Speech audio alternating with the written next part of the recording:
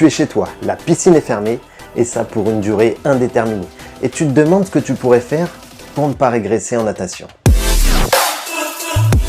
Alors, bienvenue dans cette vidéo, car je vais te montrer comment tu vas pouvoir retourner la situation à ton avantage et continuer à t'entraîner pour revenir encore plus fort lorsque tu retourneras nager.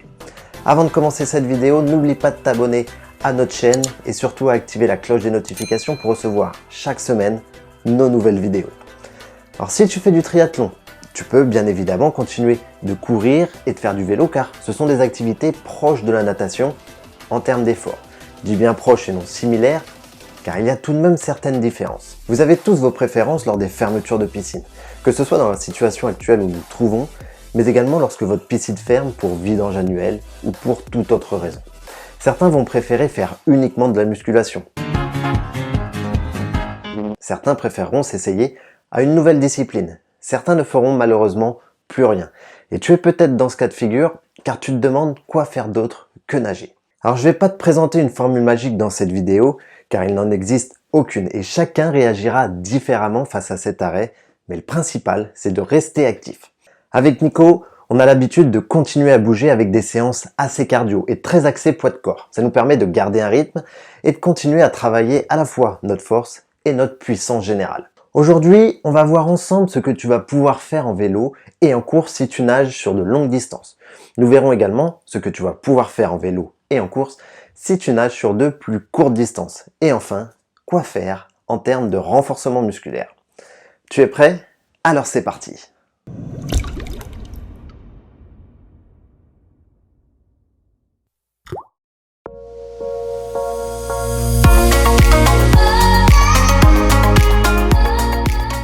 Alors si tu es un nageur qui a l'habitude de s'entraîner pour des distances comprises entre 400 et 1500 mètres, voire plus, je te conseille de faire des sorties longues. Tiens, mets-nous un petit like si tu nages sur ces genres de distances. Alors comme on disait, si tu nages sur des longues distances, tes entraînements en vélo ou en course devront durer au minimum 45 minutes. En vélo, tu peux pousser la durée beaucoup plus, autour de l'heure et demie par exemple. Ce que l'on va rechercher avec ce genre de séance, c'est de maintenir un bon foncier général. Alors pour la course ou le vélo, il faut que tu maintiennes des vitesses qui se situent au-dessus de la vitesse de footing. Nous avons un tableau des différentes filières énergétiques si tu veux savoir un peu plus où tu te situes en fonction des différentes zones. Tu pourras le retrouver directement sous cette vidéo, dans la description ou dans les commentaires. Alors bien évidemment, que ce soit en course ou en vélo, il faudra que tu passes par des séances plus intenses. Pour ça, tu peux faire varier soit ton allure de déplacement, soit faire des séances avec des pentes plus ou moins prononcées. Alors bien sûr, tout ceci est extrêmement général. Pour être optimal, il te faudra une continuité dans tes séances, avoir une logique interne et des choix prédéfinis pour avoir un résultat optimal. Allez, intéressons-nous maintenant aux nageurs de plus courte distance.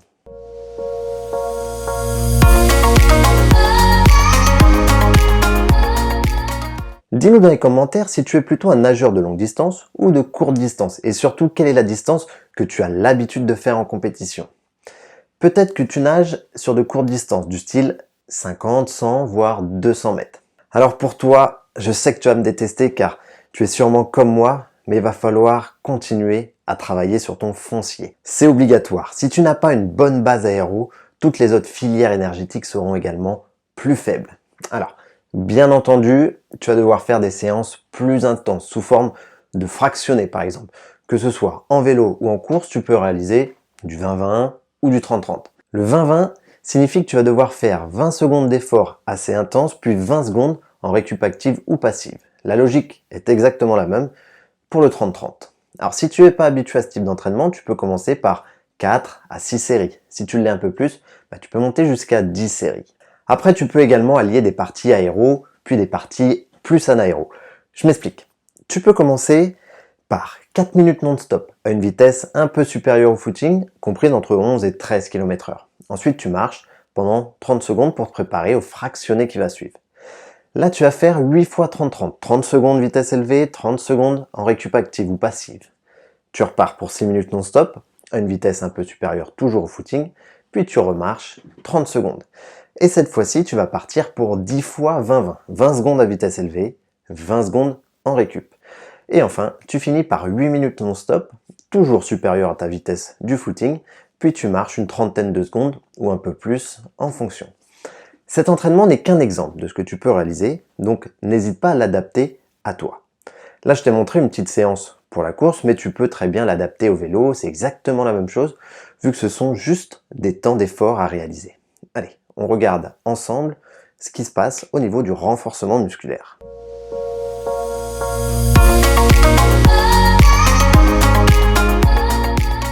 Alors vous êtes plus d'un à nous demander quoi faire comme séance lorsque vous êtes obligé de rester à la maison. Personnellement, je te conseille d'investir dans du matériel. Pour moins de 100 €, tu pourras te procurer des élastiques, des bandes, du style TRX et un Swiss Ball. Bon, si tu as un peu plus de budget, tu peux acheter d'autres choses et agrandir ta liste, mais tu peux déjà faire de très belles séances rien qu'avec ça. Le but des séances de renforcement chez toi est de travailler tes muscles du haut du corps, mais également du bas du corps et de ta sangle abdominale.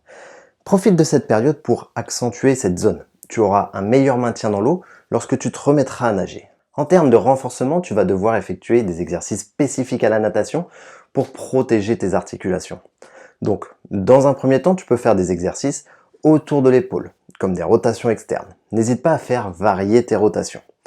Quand tu nages, tu travailles énormément sur les rotations internes. C'est donc à ce moment-là, à ce moment de la pause, que tu dois rééquilibrer ton corps et travailler à l'inverse. Bon, même si c'est une chose que tu devrais faire également le reste de l'année, et bien là, c'est vraiment le moment de le faire. Donc je t'ai mis un exercice ici, par exemple, d'un exercice sur les rotateurs externes que tu peux faire. C'est un exercice sorti directement de notre programme de renforcement spécifique aux nageurs. Alors que ce soit pour le haut du corps ou le bas du corps, tu as un tas d'exercices possibles à faire. Trouver des exercices en soi, c'est pas le plus compliqué. C'est un peu comme si tu devais trouver des éducatifs quand tu nages. C'est relativement simple. En revanche, trouver comment bien réaliser des exercices, comment les enchaîner logiquement et comment les placer dans une programmation sur plusieurs semaines, là, ça devient tout de suite plus compliqué. Alors si tu es intéressé pour suivre un programme de renforcement musculaire avec uniquement poids de corps et élastique, je te laisse le lien dans la description pour nous rejoindre. Allez, nous on se retrouve la semaine prochaine. En attendant, n'oubliez pas, s'entraîner c'est bien, mais bien s'entraîner c'est mieux.